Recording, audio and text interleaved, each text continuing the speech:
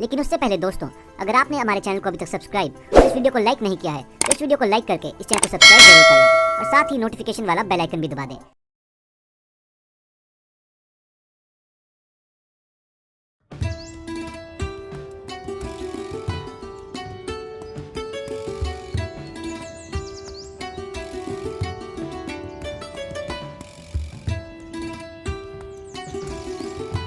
मालिक, आज मेरे बेटे की तबीयत ज्यादा खराब है। कृपा कर मुझे 200 रुपए दे दीजिए। मैं आपके यहाँ पर काम करके आपके सारे पैसे चुका दूंगा। अरे नहीं हरिराम, मैं तुम्हें पहले पैसे नहीं दे सकता।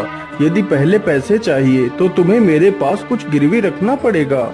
लेकिन मालिक, मेरे पास तो कुछ भी नहीं है जो मैं तुम्हारे पास कुछ गिरवी रखूं। नहीं हरिराम, तुम्हारे पास तुम्हारा खेत तो है। तुम उस खेत को मेरे पास गिरवी रख दो। जब तुम मेरे पैसे वापस कर दोगे तब मैं तुम्हारा खेत तुम्हें लौटा दूंगा। ठीक है मालिक, आप मेरे खेत को गिरवी रख लीजिए। कृपा कर मुझे पैसे जल्दी दे दीजिए। फिर वह सेठ हरिराम को पैसे दे देता है। पैसे लेकर हरिराम वहाँ से चला जाता है। सेठ गणपति राम बहुत ही कुटिल था, मानो उसका हृदय पत्थर के समान हो, जो लोगों की मजबूरियों का फायदा उठाता था। उसके पास काफी सारे लोग काम करते थे। उसी गांव में एक मोहन नाम का लड़का रहता था, जो बहुत ही मेहनती था। उसके पास एक छोटा सा खेत था।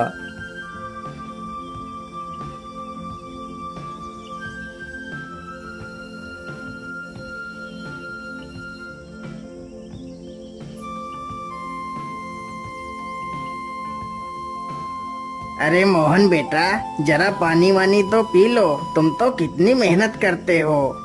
हाँ चाचा, क्या करूं, बिना मेहनत के तो कुछ होगा भी नहीं। हाँ बेटा, तुम्हारी इसी मेहनत की वजह से ही तुम इस छोटे से खेत में दोगुनी फसल उगा पाते हो।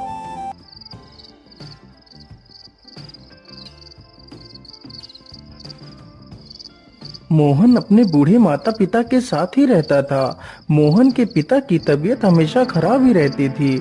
घर की सारी जिम्मेदारियां मोहन के कंधों पर ही थी। पिताजी, आज तो आपकी दवाई खत्म हो गई है। कोई बात नहीं बेटा, तुम कल मेरे लिए दवाई ले आना।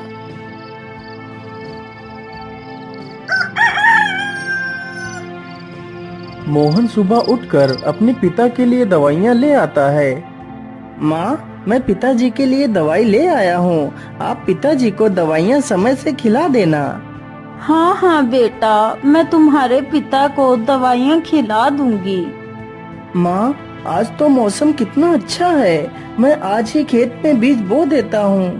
ठीक है बेटा, जैसा तुम्हें अच्छा लगे वैसा ही करो।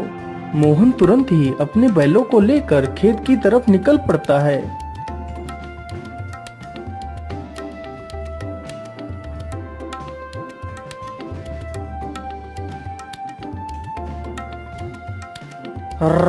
चल चल चल चल चल, आज हमें इस खेत को जोतना है और इसमें बीज बोना है।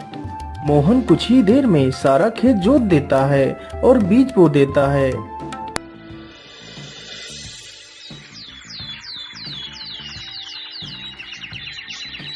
कुछ ही दिनों में खेत में बहुत अच्छी फसल तैयार होती है। अरे मोहन भाई, हर बार की तरह इस बार भी आपके खेत में कितनी अच्छी फसल तैयार हुई है। हाँ मदन भैया, यह सब ऊपर वाले का ही आशीर्वाद है, जो हर बार मेरे खेत में इतनी अच्छी फसल होती है। वे दोनों आपस में बात कर ही रहे थे कि तभी काले बादल छा जाते हैं।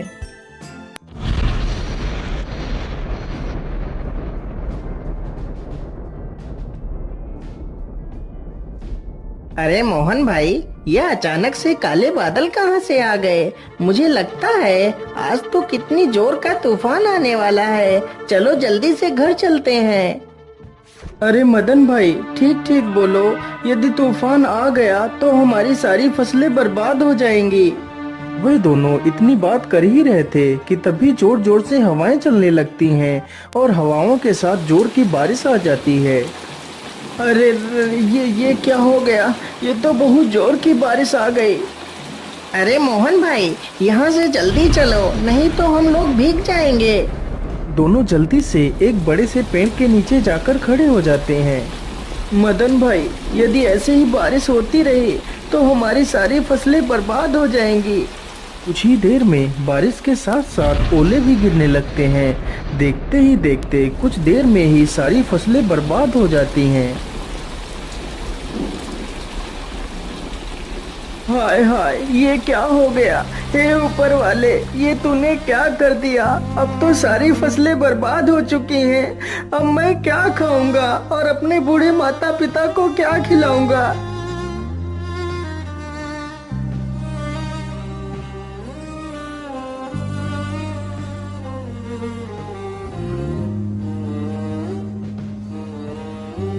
बेटा, तुम चिंता मत करो, ईश्वर पर भरोसा रखो, सब कुछ ठीक हो जाएगा। नहीं पिताजी, अब कुछ भी ठीक नहीं होगा। हमारी सारी फसलें तो नष्ट हो चुकी हैं। अब हम क्या करेंगे पिताजी? बेटा, तुम चिंता मत करो। तुम कल ही सेठ धनपति राम के घर चले जाना, वह तुम्हें काम पर जरूर रख लेंगे।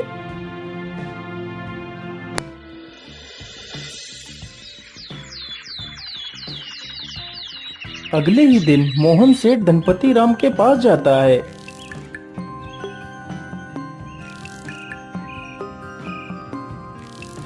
सेठ जी, मैं बहुत परेशानी में हूँ, कृपा कर मुझे किसी काम पर रख लीजिए। मोहन सेठ को अपनी सारी कहानी सुनाता है। सेठ जानता था कि मोहन बहुत मेहनती इंसान है। वह कम खेत में ही दोगुनी फसल उगा लेता है। यदि वह मोहन को काम पर रख लेगा तो उसे दोगुना फायदा होगा, लेकिन सेठ उसकी मजबूरी का फायदा उठाना चाहता था। हाँ हाँ मोहन, मैं तुम्हें काम पर तो रख लेता, लेकिन मेरे पास अभी तुम्हारे लिए कोई काम नहीं है। तुम अभी अपने घर वापस लौट जाओ। जब मेरे पास काम होगा तो मैं तुम्हें बुला लूंगा। नहीं नहीं सेठ जी, आप तो मेरी मजबूरी जानते हैं। यदि मुझे काम नहीं मिला तो मेरे माता पिता भूखों मर जाएंगे। मुझ पर तरस खाइए सेठ जी, मुझे काम पर रख लीजिए। अरे वाह वाह, जैसा मैंने सोचा था बिल्कुल वैसा ही हो रहा है। यही अच्छा मौका है इससे कम पैसे में ज्यादा काम करवाने का। अच्छा अच्छा ठीक है, मैं तुम्हें काम पर तो रख सकता हूँ, लेकिन मैं वैसे तो सारे मजदूरों को 300 रुपए देता हूँ, लेकिन मैं तुम्हें सिर्फ 200 रुपए दूंगा। यदि मंजूर है तो बोलो। हे भगवान, क्या करूं? यहाँ पर काम करने के अलावा तो मेरे पास दूसरा कोई रास्ता भी नहीं है। ठीक है सेठ जी, मैं 200 रुपए में ही काम कर लूंगा। मोहन अगले दिन से ही सेठ के घर काम करने लगता है। इसी प्रकार मोहन को काम करते करते पूरा 2 महीना गुजर जाता है। मोहन ने सेठ के खेत में दोगुनी फसल उगा दी। यह देखकर सेठ बहुत खुश हो जाता है। अरे वाह, मोहन ने तो इस बार कितनी अच्छी फसल उगाई है। वैसे अब तो मोहन का कोई काम भी नहीं है। मैं ऐसा करता हूँ, इसे आज की मजदूरी देकर काम से निकाल देता हूँ और इसकी 2 महीने की मजदूरी भी नहीं दूंगा। अरे मोहन, ये लो तुम्हारी आज की मजदूरी। अब तुम्हें कल से काम पर आने की कोई आवश्यकता नहीं है। लेकिन सेठ जी, आप अचानक से मुझे काम से क्यों निकाल रहे हैं? क्या मुझसे कोई गलती हो गई मालिक? नहीं मोहन, तुमसे कोई गलती नहीं हुई है। अभी मेरे पास तुम्हारे लिए कोई काम नहीं है। जब मेरे पास काम होगा तो मैं तुम्हें जरूर बुला लूंगा। लेकिन मालिक, यदि आप मुझे काम से निकाल देंगे तो मैं भूखों मर जाऊंगा। मैं अपने पिता के लिए दवाइयाँ कहाँ से लाऊंगा? मुझ पर दया कीजिए सेठ जी। सेठ मोहन की एक बात भी नहीं सुनता और उसे काम से निकाल देता है।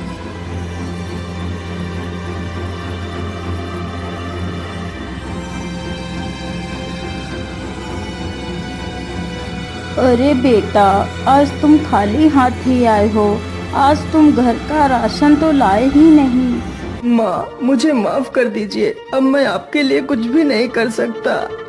लेकिन बेटा, आखिर क्या बात है? तुम इतना परेशान क्यों हो? फिर मोहन सारी कहानी अपनी माता को सुनाता है। अब आप ही बताइए माँ, मैं क्या करूँ? कहाँ काम करूँ? किसके सामने हाथ फैलाऊं? बेटा, तुम परेशान मत हो। हम लोग आज पानी पीकर ही सो जाएंगे। वैसे भी मुझे तो भूख नहीं लगी है। और बेटा, तुम हार मत मानो। तुम कल फिर से सेठ के पास जाना, हो सकता है सेठ तुम्हें काम पर रख ले।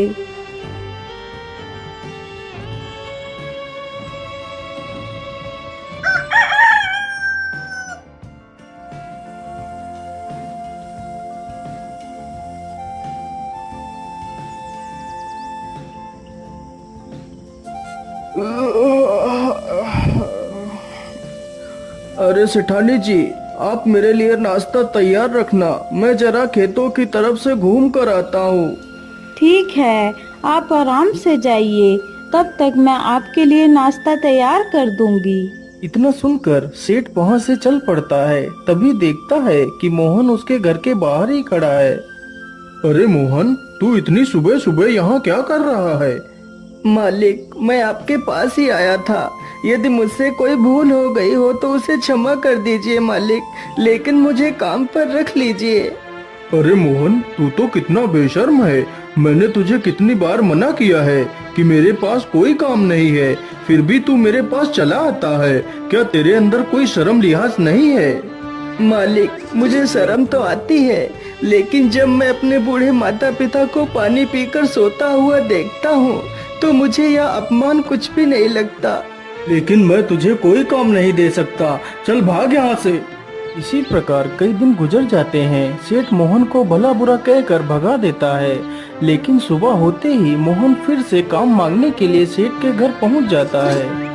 लेकिन मैं तुझे कोई काम नहीं दे सकता, चल भाग यहाँ से।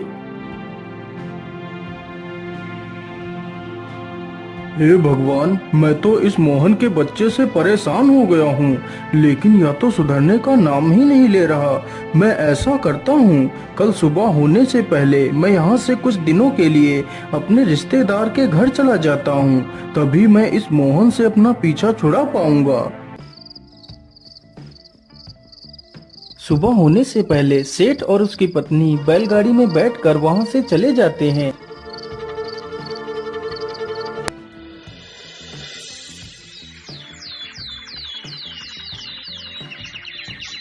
उधर मोहन रोज की तरह फिर से सेठ के घर आता है तो देखता है, अरे ये क्या, आज तो सेठ के घर ताला लगा हुआ है। इसका मतलब सेठ जी कहीं बाहर गए हैं।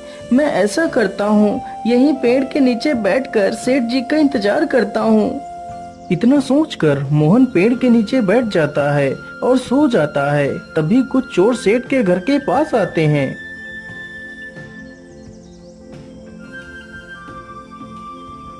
अरे लल्लन, आज तो यह दुष्ट सेठ है भी नहीं। आज अच्छा मौका है, चलो आज इस सेठ की सारी तिजोरी खाली कर देते हैं। चोर जल्दी से एक पत्थर उठाता है और ताले को तोड़ने लगता है।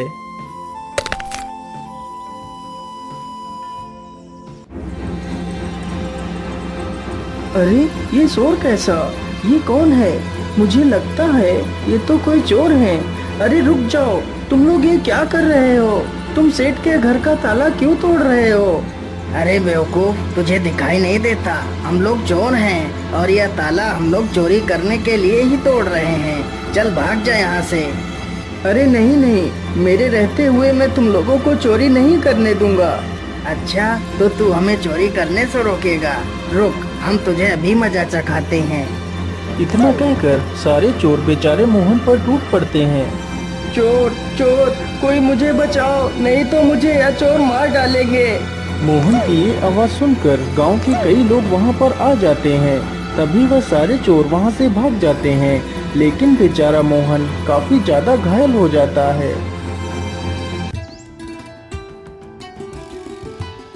अरे सेठानी जी, अब तो हमें यहाँ पर कई दिन गुजर चुके हैं, चलो अब हमें घर वापस चलना चाहिए। इतना सोचकर सेठ और सेठानी दोनों अपने घर के लिए निकल पड़ते हैं।